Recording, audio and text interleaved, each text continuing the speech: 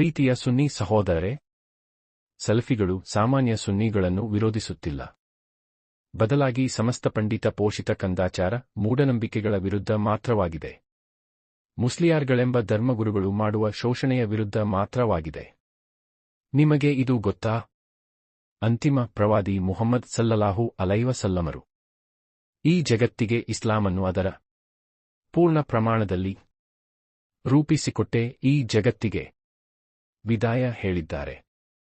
ಹಾಗೆ ಪರಿಪೂರ್ಣಗೊಳಿಸಲಾದ ದೀನಿನಲ್ಲಿ ಯಾವುದೇ ನೂತನ ಆಚರಣೆಗಳನ್ನು ಸೇರಿಸುವುದಕ್ಕೆ ಆಗಲಿ, ಯಾವುದನ್ನಾದರೂ ಕೈ ಬಿಡಲಿಕ್ಕಾಗಲಿ ನಮಗೆ ಅವಕಾಶವಿಲ್ಲ. ಆದರೆ ಮುಸ್ಲಿಯಾರ್ಗಳು ಮಾಡುತ್ತಿರುವುದೇನು?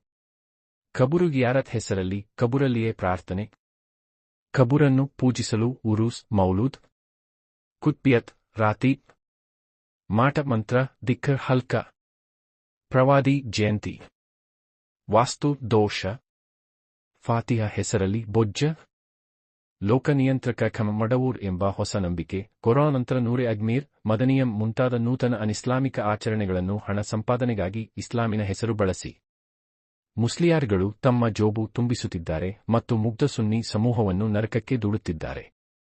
ಇದನ್ನೆಲ್ಲ ಪರಲೋಕ ವಿಶ್ವಾಸವಿರುವ ನಾವೆಲ್ಲರೂ ಸೇರಿಯೇ ಸರಿಪಡಿಸಬೇಕಾಗಿದೆ. ಇನ್ನು ಯಾವ ಹೊಸ ಪ್ರವಾದಿಯನ್ನು ಸರಿಪಡಿಸಲು ಅಲ್ಲಾಹನು ಈ ಲೋಕಕ್ಕೆ ಕಳುಹಿಸುವುದಿಲ್ಲ. ಅದರಿಂದಾಗಿಯೇ ಸಲಫಿ ಸಂಘಟನೆಗಳು ಕುರಾನ್ ಮತ್ತು ಸುನ್ನತ್ ಮೂಲಕ ಸಮಸ್ತದವರನ್ನು ನೈಜ ಇಸ್ಲಾಮಿನೆಡೆಗೆ ಬರಲು ಹಗಲು ರಾತ್ರಿ ಶ್ರಮಿಸುತ್ತಿರುವುದು.